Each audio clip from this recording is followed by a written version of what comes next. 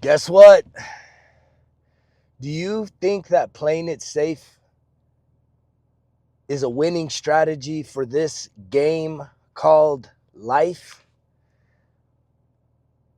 I don't think so. If you fast forward through the entirety of your life, and if all you have to show for that is playing it safe, staying small, being a coward, what do you have to show for your life, your whole entire existence? It's not until you find the courage to face your fears, to do something new, to do something that makes you feel uncomfortable, right? Right now, I'm doing something new. I usually don't film from the car, but I'm in a traffic construction stop, and I had a message on my heart. And I said, you know what? I'm going to try something new, right? Getting on here, starting Results Kill Excuses, sharing my story, sharing my experiences was really all about getting honest with myself and saying, you know what?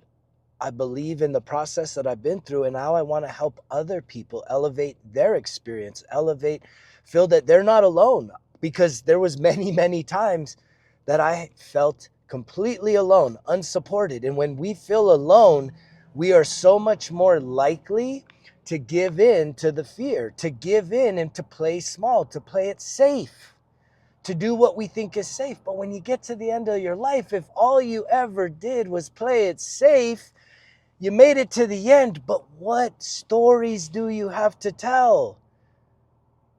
What movie, what book, what story is exciting if the whole story is, okay, there was a risk, there was danger, but they played it safe and they went back home and they didn't do anything.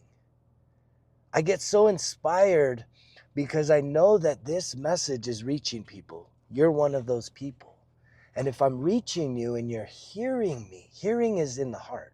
Listening is just in the ears. It's just being entertained. But when you start hearing, what is something that you can do that you can really demonstrate some courage, some boldness, to be somebody that can face something uncomfortable? I literally am seeing someone now. I've been talking about, if you're afraid of heights, you should go and skydive. If you're afraid of water or the ocean, guess what? You should go snorkeling. If you're afraid of the dark, you should probably go and camp in the forest, in a very dark forest, not at a campground, some dispersed camping. Because when you do these things, guess what? You give yourself the opportunity. This is where you grow. This is where you build your confidence, your self-esteem, your self-worth. This is what living is all about. Doing life versus life doing you. When life is doing you, you are losing the mental battle. And that is the most important game that we're playing. It's all in our minds. It's all a construct of your minds. Most of the things you believe, most of the things you're afraid of, where do these originate from? Usually other people's fears, other people's doubts, other people's concerns, or their experience even. If someone that raised you had a terrible experience with something, I guarantee you that fear, that experience, that trauma in them was transferred into you. And yet, how many of us can get to a place of clarity of mind, clarity of body, clarity of your life experience, and even to have some clarity over your beliefs, to realize that you're carrying around things that aren't even yours? It's not your belief. Someone else told you, you better believe this, you better believe this. And guess what? You have stayed faithful to believing it. I heard something yesterday. There's two types of people: those that are continuously trying to learn new things and expand their understanding, and the others that are scared to defend what they believe because they don't want to open up to new possibilities. That is literally contracted or expanded. You're either contracted, you're closed off, you're afraid, old dogs, no new tricks, playing it safe, a game that we all die. You die. Get over it. If you were to go do something that is you facing your fear, and you come this close to dying, but you don't die, are you stronger or weaker on the other side of it? You're stronger. If you go and do something and then you die, what does it matter? Versus living a life filled with nothingness, with only playing it safe, playing it small. For some of you, the most bravest thing you could do is probably create a message, is to start believing in yourself, sharing some of what you think is your guilt, your shame, your pain, your suffering. Start to share that with the world. But you don't think you're worthy of it. And it's like, that is medicine for others. If it's medicine for you, if your life experiences has helped to make you a better version of yourself, that's medicine. Someone else out there needs to hear your story, just like that's what clicked in me. Along this 13 years of sobriety, of seeking help, trying new things, trying to figure myself out, not trying to control myself to deeper levels, but to fully understand myself so that I could have self-awareness, self-mastery, understand these subconscious programs, and that I'm not so helpless. Sometimes I can feel weak, sometimes I can feel afraid, but I've allowed myself to develop the mindset that when I feel weak, I feel afraid, I still find something in me that says, let's go do it. Let's go do it. The worst, we die. Okay. Then what? What is your belief even about that? Challenge that belief. I believe you come right back.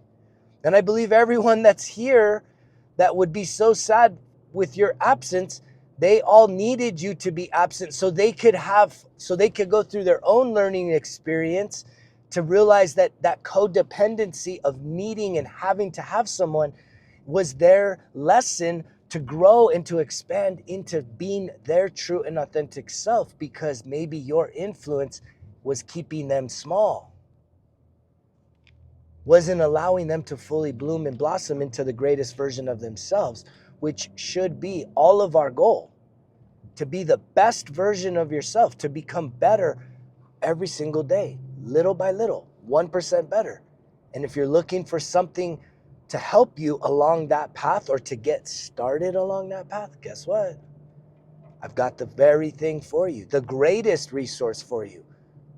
The Results Kill Excuses 1% Better Everyday Journal Volume 1 and 2 is now available, shipping, with over 100 videos of guided coaching, mentoring, and support, encouragement from me, from my heart, really truly investing in you along your journey, cheering, clapping, right? Inspiring you to just keep going, keep being the best version of yourself. I'm gonna keep going. We're getting moving right now, but I wanna ask you and challenge you, what is one thing you're willing to do to face your fear? I know somebody that posted up, and I do think it comes through some inspiration. I said, if you're afraid of heights, go skydive. And this person is skydiving today. What are you going to do to face your fears? If you come this close to dying, but you don't die, I can guarantee you, you're a better version of yourself. You have something in you that is now expanding your image of self, that you were hard to kill. You didn't die. It wasn't that easy to kill you. You had to face your fear. And every time you do that, you become better. You expand. You have now something that's being cultivated within you, which is, I call it the BAMF warrior, but it's your inner superhero. It's the courageous version of yourself. We all die. We all die in this game. When? That is the major question. A lot of you think you're going to live this full life, and even if you have health problems, somehow the system is going to be the thing to take care of you. Who wants it to come to that?